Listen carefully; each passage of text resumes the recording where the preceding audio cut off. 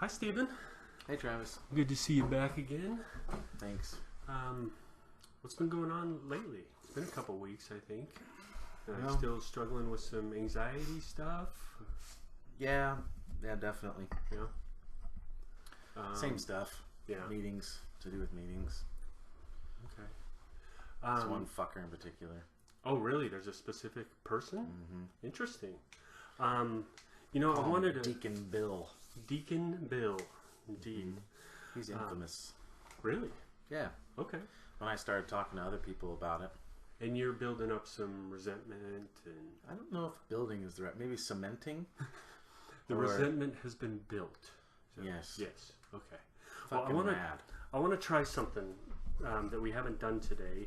It's not technically homework. It's going to be a little worksheet, though. Have you heard of David Burns? Mm-mm.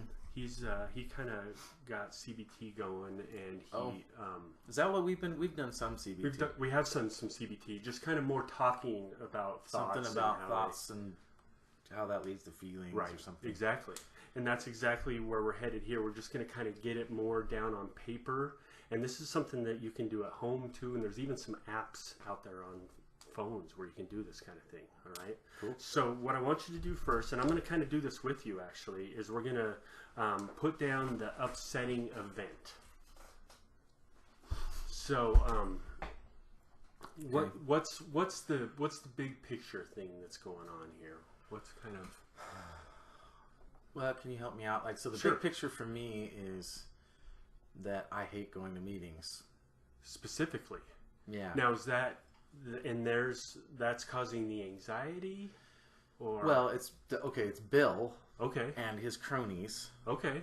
And other fuckers just like him. Excuse my language. No, that's fine. This is how I feel, though. No, that's fine. So what I want to get to, though, is what is it about them that's kind of causing this anxiety? They attack. I mean, so for instance, can I give you a specific situation? By all means.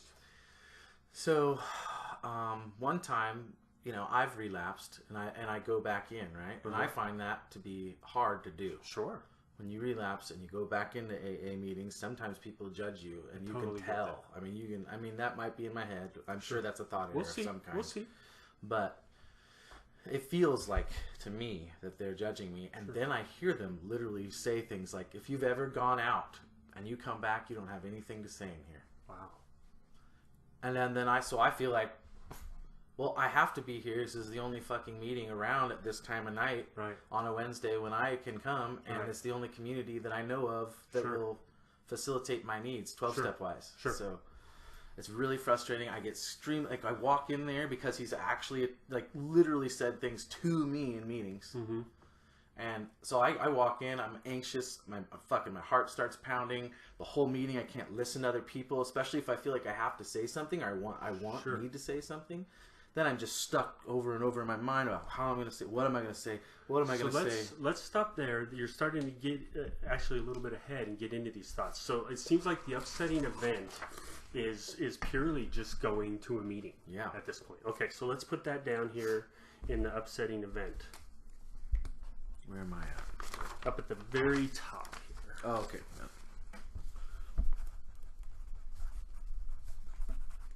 It's a pretty cool sheet. I like how it's all kind of nice. It's got pretty colors. It's pretty colors. So now the first thing we're going to do is kind of the feelings that come along with that, right? Because the feelings have a lot to do with our thoughts, right? That's what you're telling me. Exactly. I'm learning that. Yep. So why don't you go through each line here and tell me which feelings are coming along with it. So are there any kind of sad, blue, depressed, down, or unhappy feelings involved? Absolutely. Okay. So what is there anyone specific that kind of before the meeting and after the meeting? Is that what we're looking at? No. Okay. No. We're doing. I got you. Just let's just circle right now one of those emotions. Unhappy. Unhappy. Okay. So now, what percentage unhappy are you going into those meetings? 85%. Okay. So let's write that down. Now the next list: anxious, worried, panicky, nervous, frightened. 96%. Okay, anxious. Very anxious because and I'm frightened because those guys seem like they have their little group, and I'm all by myself. Okay. In that sense. All right, so let's write down 96 on anxious. Any guilt, remorse, feeling bad or ashamed?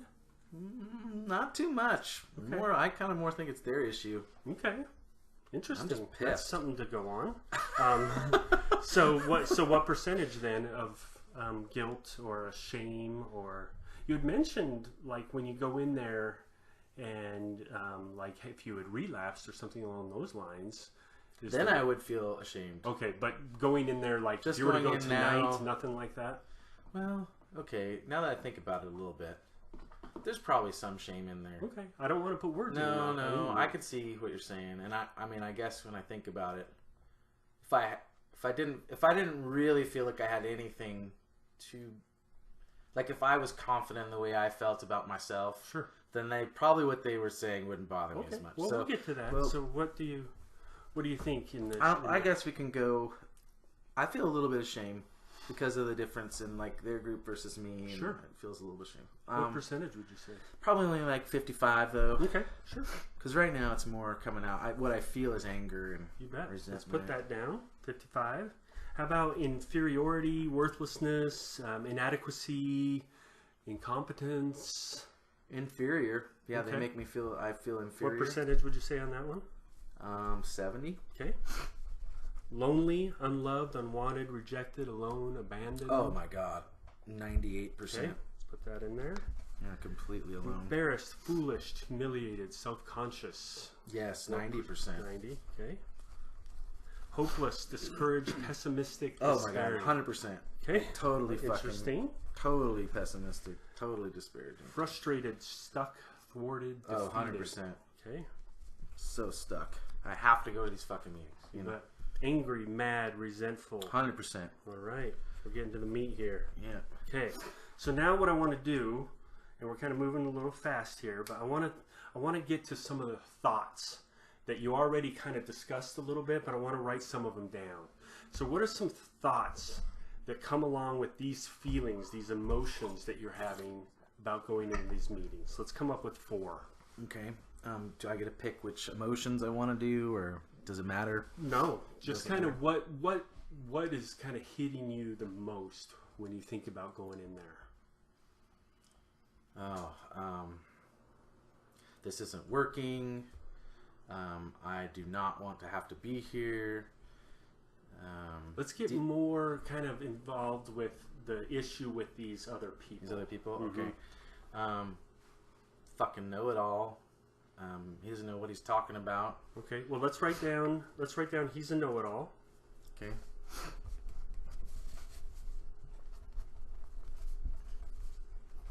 Let's kind of get a little bit more to what you're feeling when you walk. Oh. Or, well, I mean, the thoughts that come along with that. I mean, I guess that he's a know-it-all probably comes from the self-conscious part and stuff like that. He doesn't like me.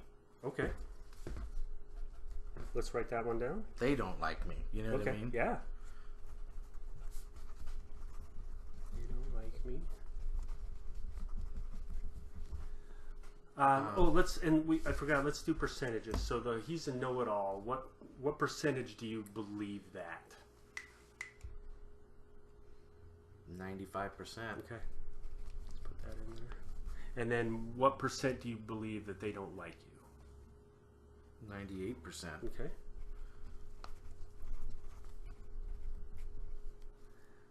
All right. And let's go to the distortions that come along with that. I think we're just going to do 2 here just for the sake of time. Okay. So there's 10 cognitive distortions down here at the bottom of the page, okay? I want you to look through those. Okay. Actually, you already know these from the last session that we had, right? Mm-hmm. Okay. So what I want you to do is pick some of the distortions that go along with this he's a know-it-all, okay? So all or nothing thinking, black and white thinking. Do you think that's involved in this thought pattern? Yeah. Okay. So let's write down 1. Okay. Right next in distortions. In the distortions area there. Okay. Yep. How about overgeneralizing? This always happens. Yeah, there's some of that in there because I think he's always fucking a know-it-all. Sure. You know okay. what How about mental filter, dwelling on the negative and ignoring the positive? Okay. Absolutely. Discounting the positive, very similar. You're insisting that your positive qualities walking in there don't count. Yeah, I suppose that's true. Yeah. Sounds pretty good. Jumping to conclusions, mind reading. Yeah. That fits in there pretty well. Am I going to just have all these? Maybe. Hey, it happens. Magnification and minimizing. Blowing things out of proportion or making them less of a big deal than they really are. I want to say that it's a huge deal to me personally, so I don't know that. I think magnification is going on in there. You think that's so? A fair one to put down. Yep. Emotional reasoning. So you're reasoning from your own feelings. So I feel like an idiot, so I must be an idiot. Well, maybe like I feel like he's a know-it-all, so he must be a know-it-all. But him being a know-it-all, does that make you feel a certain way? Yeah, angry. Okay, mostly angry though. Mostly angry. So do you feel like you're an angry person? Because No. Okay, so let's actually leave the emotional reasoning out. How about should statements? So Yeah, he should not be that way in a meeting. Absolutely. Okay, let's put down 8. By all means. Labeling. Instead of saying I make a mistake, you say I'm a jerk or I'm a loser. Are you kind of... I'm labeling him through all this. Are you labeling yourself? Well, I guess you're labeling him, so let's put that in there too. You bet. So put down 9. And blame. Finding fault instead of solving the problem. But you know what? There is some labeling of myself and all that too. Sure. Because it's me versus them, and then it's like I kind of label myself as like in a certain way against him. You know what I mean? Like I don't know how to explain that. Sure. But it feels like I'm labeling myself on the opposite team of him, you know? Yeah. Which is not fair Us versus necessarily. them. Yeah. That could be black and white though, like we were talking about. Sure. Anyway. Blame. Finding fault instead of solving the problem. So self-blame, you blame yourself for something you aren't entirely responsible for, or others. You blame others and overlook the ways there's you no blame here at all. What are you talking about? Well, I mean, are there ways that you have contributed to this issue? I'm sure. Okay. Well, let's put that in there. I'm sure there is. And I think just for the sake of time, again, we're gonna just focus on this one particular thought. This he's a know-it-all. Okay. Okay. So now what I want to do is get to a positive thought around this, and I know that this is going to be tough, right? Yeah. But what we really need to do is discover that there are some thinking errors going on here. In fact, I think we got all but one of the 10. We hit all but one. Right. So where I want you to get is to a place where you can kind of challenge this he's a know-it-all thing. Okay. So what do you think about that? Do you have any kind of ideas at all going forward? Or? I thought I was in a good place the other day, and what I was thinking was that usually when people act like that, they're the ones that are sick, sort of thing. Interesting. That helped me a little bit. Great. Can we use something like that? Yep. I don't know. I mean, does that feel that helped pretty me good? out a lot to think that he's the sick motherfucker, and I don't need to necessarily. There's still some anger in there. Yep. But I think it's because we're not done with this yet. I'm hoping. So let's put he is also sick, right? Yes. Because we know we're sick as well, right? Yes. I like that. Yeah, he's also sick. Okay. So what percentage do you believe that he is also sick? I do believe that a lot. Okay. I think that's true. Okay. I think that's why we're there. You know. Sure. Right. If you wanted to put a number on that, I'd go 95%. Okay. Same as much as I believe he's Great. know-it-all. So what I really want to get at here is when you focus on he's sick too. This is where does that take you? Like right now, what you're doing is you're taking on his stuff, right? He's got an issue that revolves around his illness and his disease, and you're taking that on. What does this he's also sick do for you in that? It moves me into a place where I can sort of understand where he's coming from in a way. Maybe some empathy then. Empathy. Sure.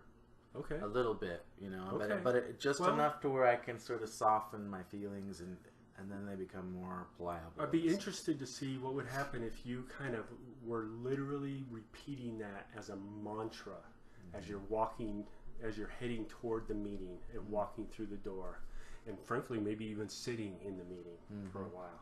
You know, what do you think about something like that? Probably would work because I mean that's what helped me the other day. Okay. When I was just really pissed. I think a friend of mine, told me that. Said, "Well, have you ever thought that they're also dealing with their own, that they're also sick?" And I thought, "Oh yeah." So just because he's been sober doesn't mean he's necessarily all there and able to, you know. Right. So I don't need to take his. I don't need to take his. Yeah, I don't need to take his. What he says as Bill Wilson or the Blue Book, you know what I mean? I don't need to be so upset. So now, kind of with that thought in your head, I want to know what percentage you think about this know-it-all thing. Well, if I really think that he's sick, that definitely changes that to some degree. That's what was helping. Okay. Yeah, that he's human, that he's probably dealing with his own stuff, and maybe hurting as well. And hell, maybe he feels, maybe he's had some personal experience with people that have gone out and come back that's really hurt him. Wow, that's pretty insightful. Yeah. You know what I mean? Yeah. Something that would have. And maybe he's doing really bad, and this is kind of how he deals with that, right? Yeah. All right. So kind of what percentage now are you thinking about this negative thought? Honestly, I feel better. About 70, 75, Okay. 70. Let's write that in there.